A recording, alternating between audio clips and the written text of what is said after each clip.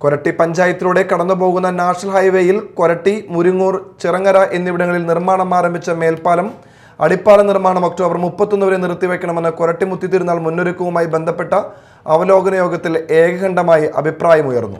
ഒപ്പം Chirangara railway over bridge ചെറുവാഹനങ്ങളുടെ യാത്രയ്ക്കായും താൽക്കാലികമായി തുറന്നുകൊടുക്കണമെന്നും ആവശ്യം ഉയർത്തി. ജില്ലാ കളക്ടറെ സമീപിക്കാനും യോഗം തീരുമാനിച്ചു.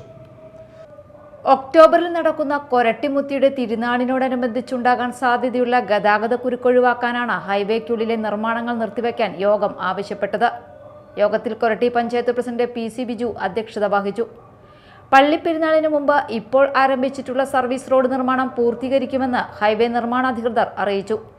വാഹനങ്ങൾ പാർക്ക് ചെയ്യാൻ മധുരക്കോട്സ് AMH സ്കൂൾ ഗ്രൗണ്ട്, കൊരട്ടി ലത്തീൻ പള്ളിയുടെ ഗ്രൗണ്ട് കൂടാതെ സ്വകാര്യ വ്യക്തികളുടെ സ്ഥലങ്ങൾ കൂടി പാർക്കിങ്ങിന് ഉപയോഗപ്പെടുത്താനും യോഗം തീരുമാനിച്ചു.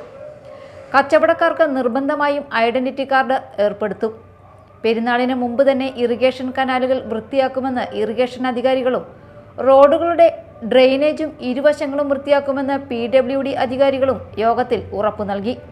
സുഗമമായ വൈദ്യുതി വിതരണം, കുടിവെള്ള വിതരണം ഉറപ്പുവരുത്താൻ KCB വാട്ടർ അതോറിറ്റി അധികൃതർക്കും യോഗത്തിൽ നിർദ്ദേശം നൽകി.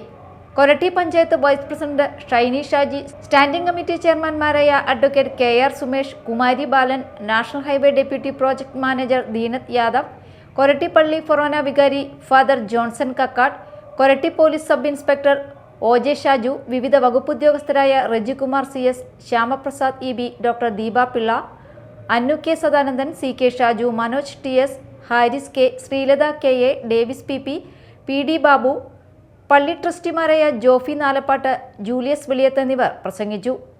Media time, Koratty.